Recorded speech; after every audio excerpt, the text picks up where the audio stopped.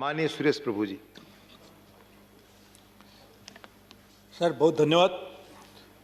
मैं मंत्री जी को इसलिए धन्यवाद देना चाहता हूं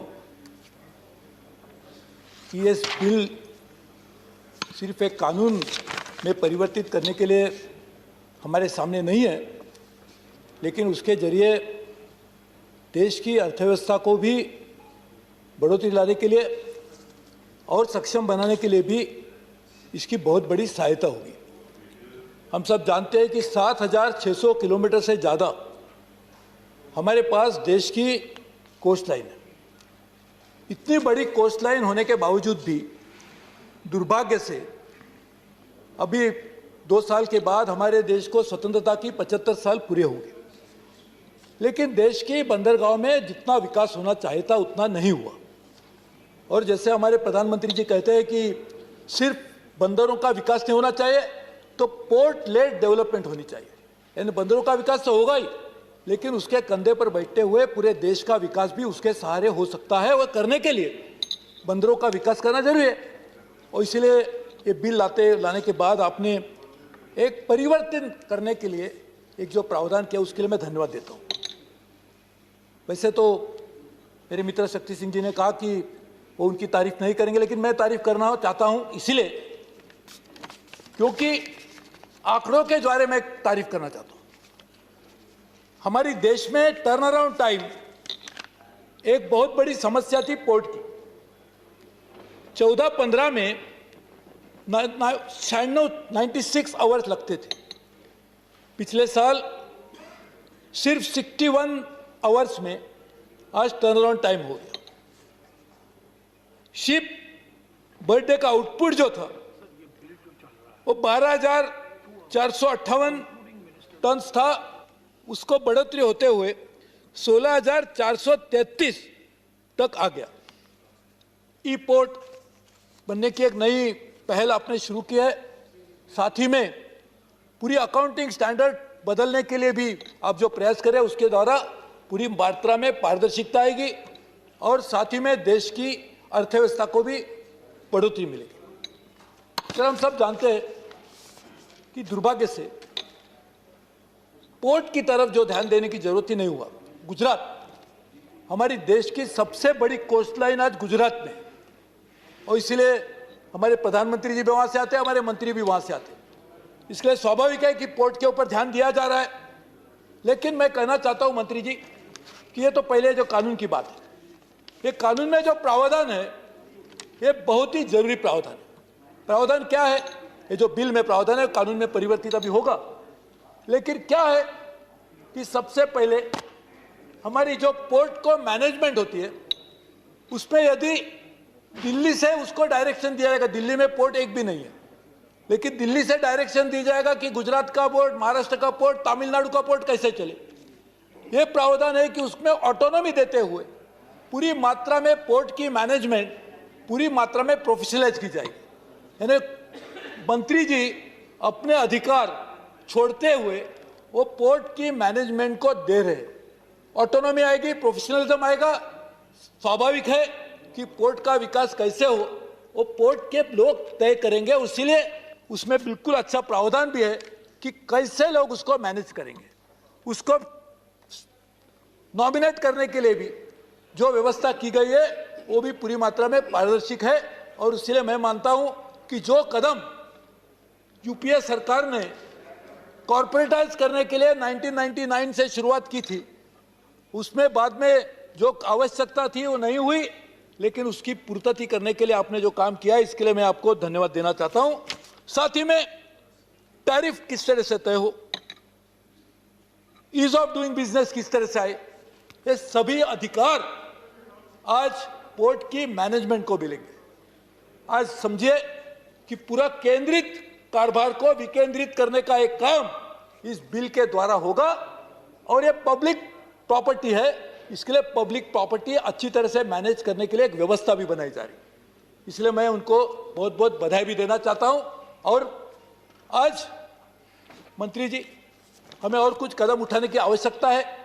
देश में कुछ पोर्ट है उनको माइनर पोर्ट कहते हैं, कुछ पोर्ट है मेजर पोर्ट कहते हैं जिसके अपने प्रावधान किस तरह से किया जाए उसके बारे में बिल है, लेकिन दुर्भाग्य से माइनर मेजर कभी हुआ ही नहीं। वैसे तो अब व्यवस्था ऐसी होती है प्रकृति की कि माइनर कभी ना कभी मेजर हो ही जाता है, लेकिन माइनर पोर्ट आज हमारे मेजर बने ही नहीं। इसकी वजह से मैं जहां से लोकसभा में 4 बार चुन के आया था, कोंकण की व्यवस्था आपको बताना चाहता हूं। आज महाराष्ट्र में 720 किलोमीटर लाइन की कोस्ट लाइन है, लेकिन दुर्भाग्य से बहुत सारे पोर्ट का विकास नहीं हुआ। तो मंत्री जी मैं आपको विनती करूंगा कि वो माइनर पोर्ट की जिम्मेदारी राज्यों के कंधों पर है, ये सही है, लेकिन राज्य सरकारें जो काम नहीं कर सकती उनके लिए भी आप मदद कीजिए, उनके सहायता से माइनर पोर्ट का भी विकास कीजिए, ताकि पूरे देश में पोर्ट का विकास होगा। सर, तो अटल बिहारी वाजपेयी के समय में एक सागरमाला योजना बनाई गई थी, मैं उस सरकार में था, मैंने भी उसमें कुछ योगदान दिया था, और मैंने देखा था सागरमाला पोर्ट का जो कॉन्सेप्ट था कि सिर्फ पोर्ट का विकास नहीं, पोर्ट के साथ साथ हिंटरलैंड का विकास हो, जो आज मोदी जी ने कहा है कि पोर्ट लेड डेवलपमेंट। तो मैं चाहता हूं पोर्ट लेड डेवलपमेंट का मतलब माइनर भी आना चाहिए। उसी तरह से आज मैं आंध्र प्रदेश को इस सदन में और मैं आज रिप्रेजेंट करता हूं। सर, आंध्र प्रदेश का कानून, आंध्र प्रदेश रीऑर्गेनाइजेशन एक्ट 2014 में जो पारित हुआ, वो कानून में लिखा है कि दुर्गराजपट्टनम ये जो पोर्ट है उसको मेजर पोर्ट के तहत डेवलप किया जाएगा। दुर्भाग्य से वो अभी तक नहीं हुआ। उसकी वजह यह रही कि उसकी फिजिबिलिटी पे ऊपर कुछ लोगों के संदेह थे, लेकिन आज फिजिबिलिटी लाने के लिए राज्य सरकार को एक प्रस्ताव भेजा गया है।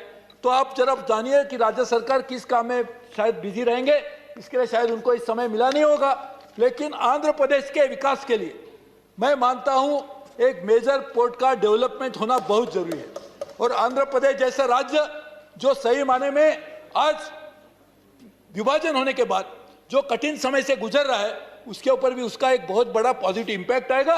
वहां पे लोगों को एम्प्लॉयमेंट भी मिलेगी और पोर्ट के कारण वहां पे कारोबार भी बढ़ेगा।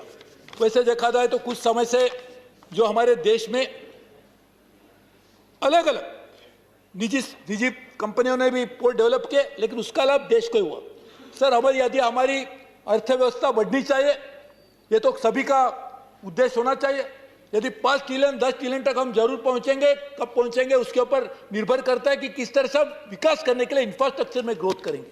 तो इंफ्रास्ट्रक्चर करने के लिए पोर्ट का एक बहुत बड़ा अहम महत्व होगा। इसके लिए भी निजी क्षेत्र के लोगों ने भी जो उसमें योगदान दिया है उसको भी याद रखना चाहिए। सर, अभी एक बात है कि आजकल मल्टी मॉडल ट्रांसपोर्ट एक रियलिटी हो गई।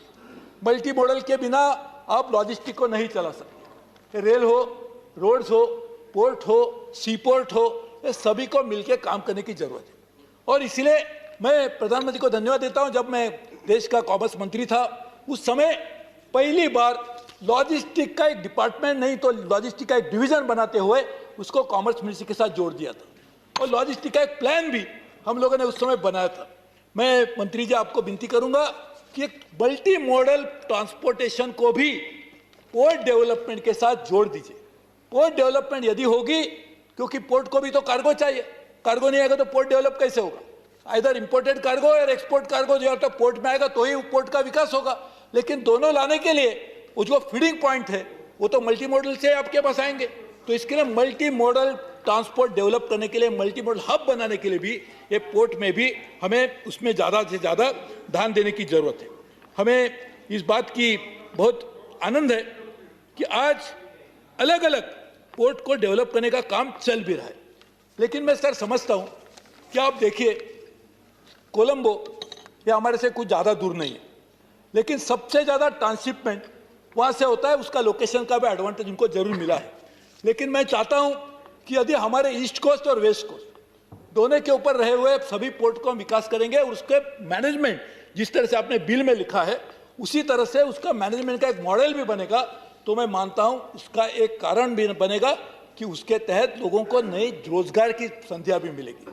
और आज सर हमारा जो इंपोर्ट और एक्सपोर्ट है उसको वैसे माना जाए तो हम $1 ट्रिलियन के ऊपर भी लेना, $1 ट्रिलियन के ऊपर भी लेना चाहते, इंटरनेशनल ट्रेड को बढ़ोतरी देना चाहते।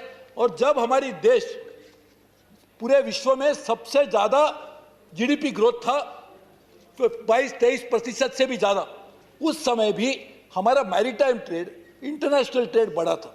और मैरीटाइम की वजह से इंटरनेशनल ट्रेड बढ़ेगा, और मैरीटाइम बढ़ाने के लिए पोर्ट को बढ़ाने की जरूरत है। इसलिए आज के बिल के कारण जो नई विकास की एक नई दिशा हमको मिलेगी, उसके लिए मैं आपको और मेरे प्रधानमंत्री जी को भी बहुत बहुत धन्यवाद देना चाहता हूं, और ये उम्मीद रखता हूं कि ये बिल सभी लोग एक मत से इसलिए पास करेंगे क्योंकि मैं नहीं समझता हूं कि जो विकास को विरोध करने के लिए कोई भी यहां पर सदन में रह सकता है, और विकास करने के लिए पोर्ट का विकास करना जरूरी है। और पोर्ट का विकास करने के लिए ये बिल की इसलिए जरूरत है क्योंकि प्रोफेशनल तरीके से मैनेजमेंट की तरफ से ही पोर्ट का विकास होगा। इसके लिए मैं उसको पूरी तरह से समर्थन देता हूं, और ये बिल पारित लाने के लिए भी दोबारा सरकार को और मंत्री जी को धन्यवाद देता हूं। जय। धन्यवाद माननीय सुरेश प्रभु जी।